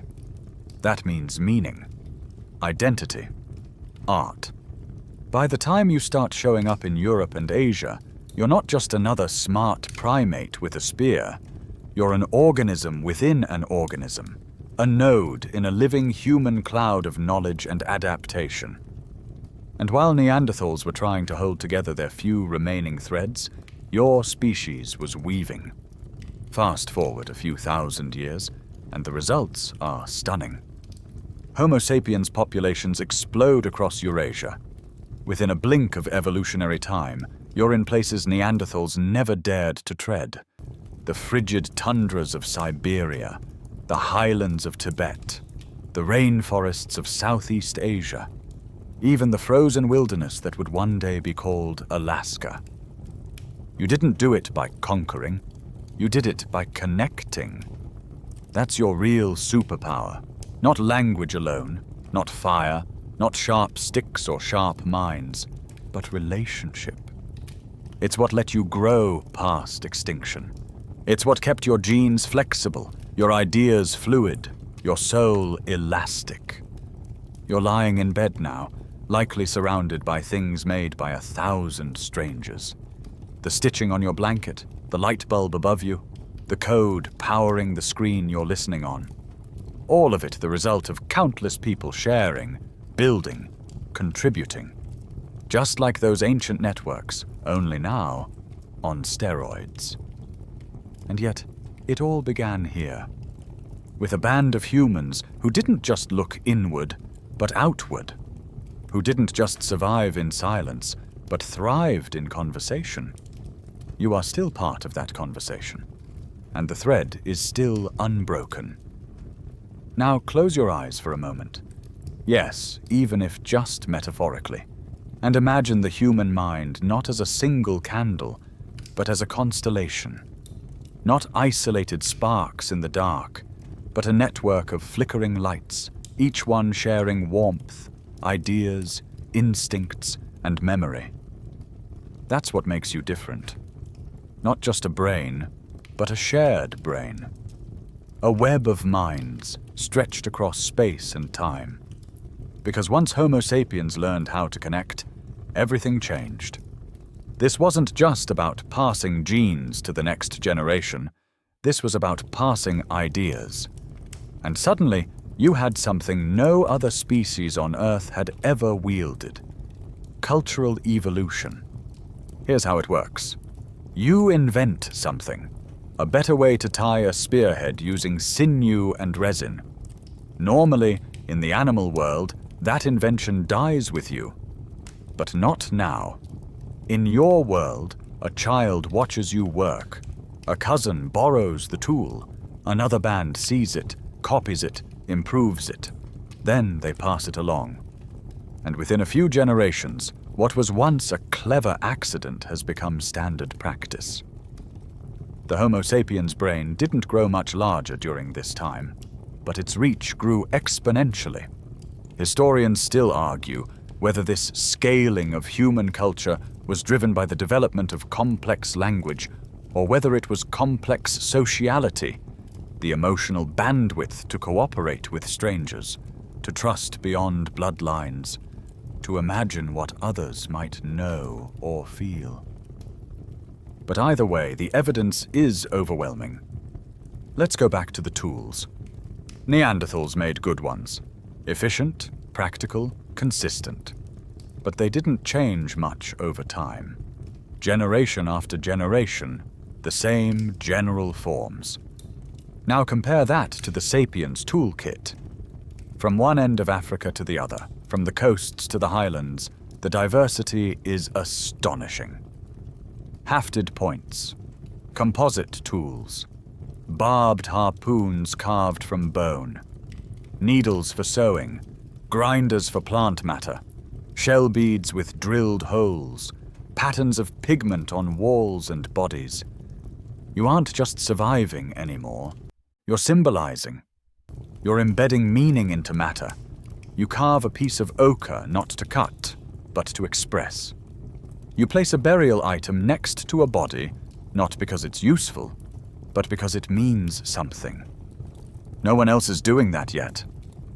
The Neanderthals had brains that could imagine, no doubt, but the spread of ideas, the scaling of memory and meaning, seems uniquely Homo sapiens. Because while one smart Neanderthal might make a discovery, it often stays local. The band may use it, benefit from it, but it doesn't spread far. The next valley over might never hear of it. But your species? You pass things like viruses, tool ideas, stories, beliefs. You don't just accumulate knowledge, you multiply it. And that changes everything. Think of your ancestors like neurons in a brain. Each band a cell, each meeting a synapse. Every time two groups trade, exchange, mate, laugh, argue, they're firing. Building new circuits, strengthening old ones, reinforcing the very fabric of Homo sapiens intelligence. Soon, knowledge exists outside the individual, in the group, in ritual, in myth, in carved symbols and worn paths, and habitual hunting patterns passed across seasons like gifts. The individual brain is impressive, but the connected mind? That's a revolution. And it comes with perks. When food is scarce in one region, you remember where the coastal roots grow thick, because someone told you. When a strange sickness appears, a band from upriver has seen it before, and they know the bark that helps. When a child is born with a different shaped foot, another band tells the story of a walker like him who grew up to be fast. You don't just adapt through genetics anymore, you adapt through conversation. Even when you're wrong, the feedback loop is alive. Maybe someone tries a new trap. It fails. That story is shared too, so others don't repeat it. You begin to build something animals never will, a shared memory that outlives individuals. This is the earliest form of culture, not abstract paintings or Netflix specials, but something older, more primal. The ritual of grinding grain in the morning, the specific way you prepare hides, the hum you sing while walking, because your mother did, and her mother too. It's small, but profound. Because once you can preserve knowledge outside of DNA, the game changes. Evolution doesn't have to wait for mutations anymore. It can ride on stories. And so the human superpower fully blooms, the capacity to cooperate flexibly in large numbers. That's the phrase cognitive scientists like to use. It means you don't just form bands of 5 or 10 or 15. You begin to form alliances, networks, cultures, tribes with shared rituals, even if individuals have never met. Symbols that mean something not just to you, but to strangers. The beginnings of imagined communities, precursors to everything from religion to nationhood. No other animal does this at scale. Chimpanzees will go to war to defend territory. Dolphins cooperate in pods. Elephants mourn their dead. But only humans tell stories about those things. Only humans pass those stories from mouth to mouth like torches, lighting the path forward for people not yet born. And that's why you, soft and sleepy in your bed tonight, are part of something extraordinary. You are not alone in your thoughts. Your mind is part of a system, a stream, a chorus, a web of memory and invention spun across continents and centuries. Your dreams tonight? They come from firelit stories told by people who had no word for history, but knew how to remember. The web is still growing, and you, little node, are still glowing. So now you know the truth. You're not just the end result of 1,000,000 years of survival. You're the inheritance of a long, messy, beautiful chain of near impossible events. And it's time we bring the story home, to you, your body, your family, your blood. Because the story you've followed across deserts and ice sheets, through fire and famine and mutation didn't end with the Neanderthals. It didn't even end with the Ice Age. It continues, right now, in your breath, your skin, your morning stretch, your sneeze at sunlight, your craving for salt, your resistance to some disease, and your vulnerability to others. This isn't ancient history. It's a living script, a genetic ghost story still whispering in your bones. Let's rewind to that founding group again. That tiny wavelet of humans who left Africa carrying only a fraction of the genetic richness of their homeland. They succeeded, wildly so.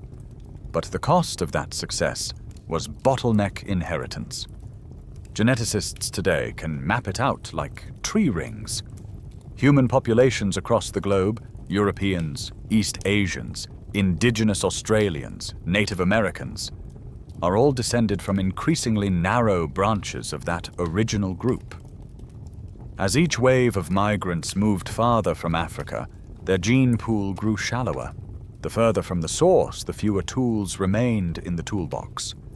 This is why Africa is still the most genetically diverse continent on Earth. Full stop. It always was. It still is.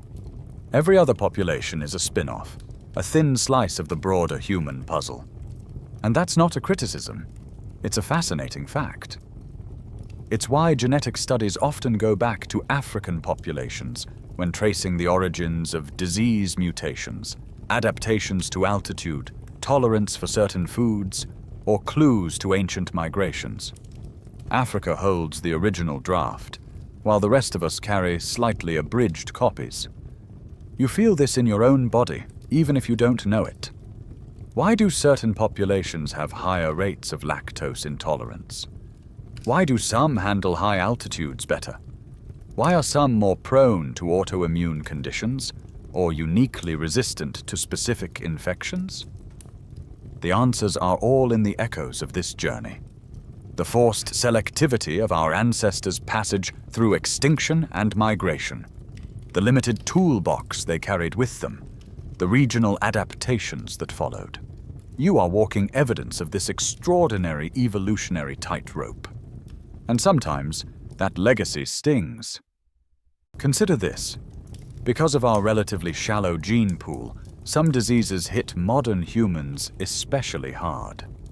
Conditions that would have been diluted away in a larger, more diverse population, sickle cell anemia, Tay-Sachs, cystic fibrosis, can persist in isolated gene pools.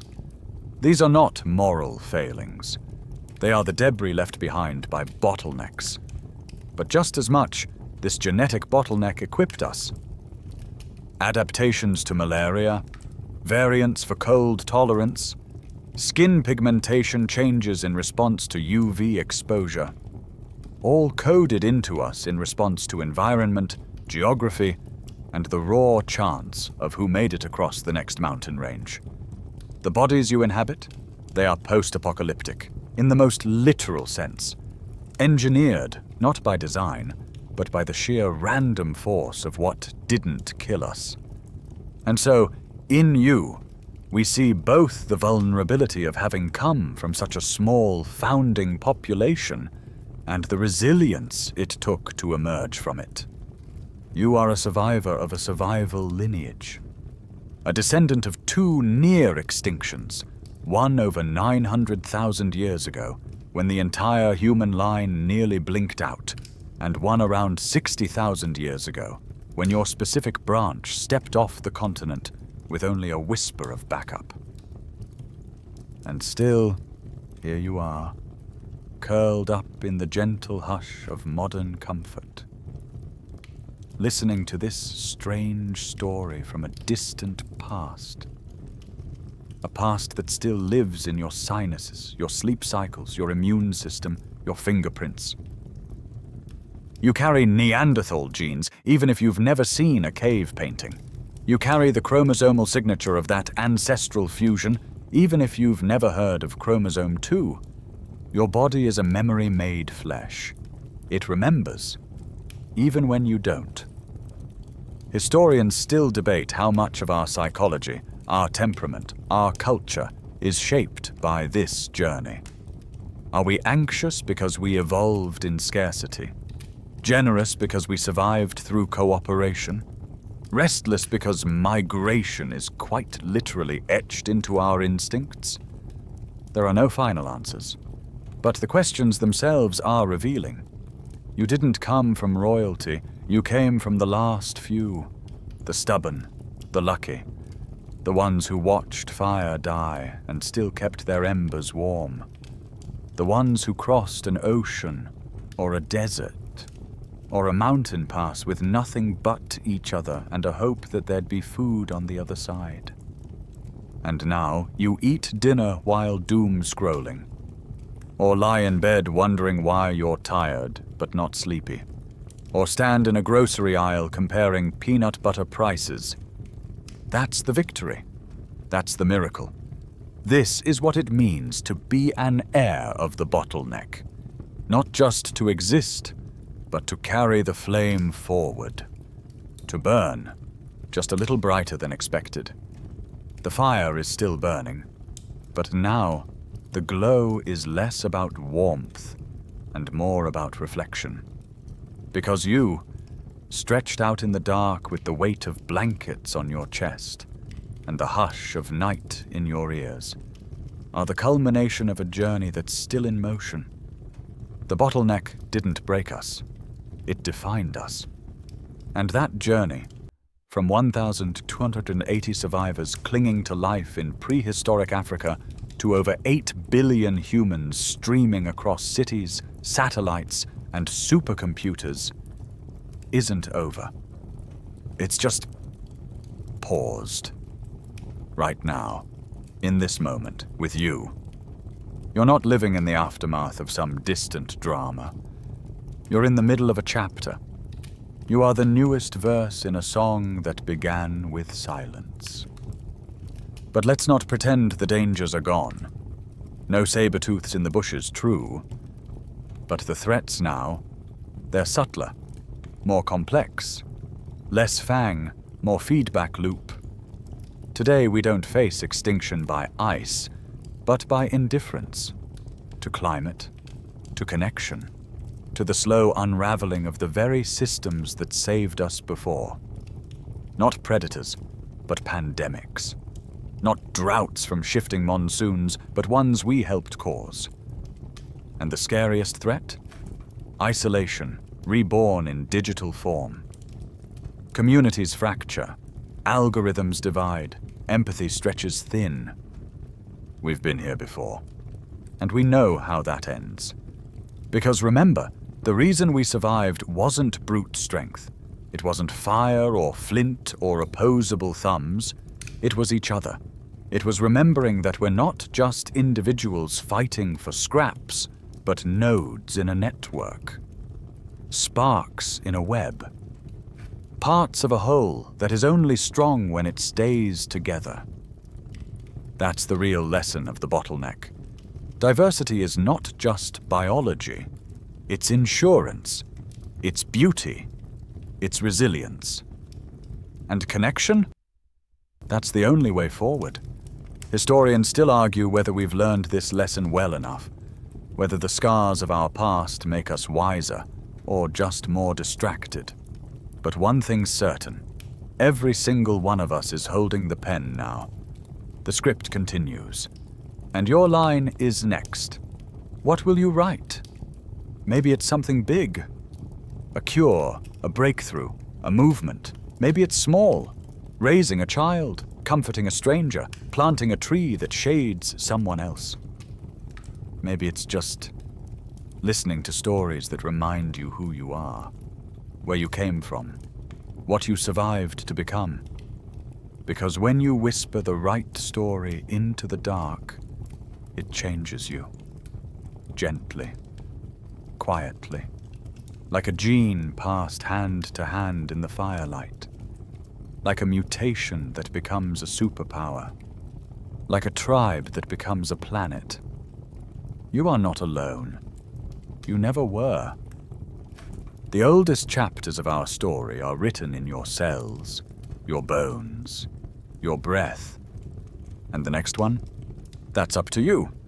So now, let your breath slow. Let the noise of the day, the lists, the worries, the what-ifs, drift gently to the edge of your awareness, like footprints vanishing in soft dust. You've traveled far tonight, across millions of years, through storms and silence, from firelit shelters to vast, echoing cities.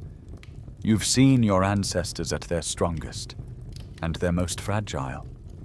You've felt the weight of extinction press close and the quiet triumph of endurance pushing back. All of that, just to bring you here, to this moment, to this bed, to the gentle rhythm of breath, chest rising, falling, falling. You're not holding that legacy alone. You're sharing it, just as they did. Not just with family or neighbors, but with strangers on the other side of the globe. 8 billion humans now, all carrying the same flickering light that once passed from hand to shaking hand in the long dark. Let that settle on you like a warm blanket, not heavy, just comforting. You were never meant to survive alone. And tonight, you don't have to. Whatever your day was, no matter how loud or lonely, it ends here. In quiet, in knowing, in rest. So close your eyes. Let your heartbeat fall into rhythm with something older than words. Because you are a miracle of memory, a whisper that endured. And for now, you can rest. You've carried the fire far enough.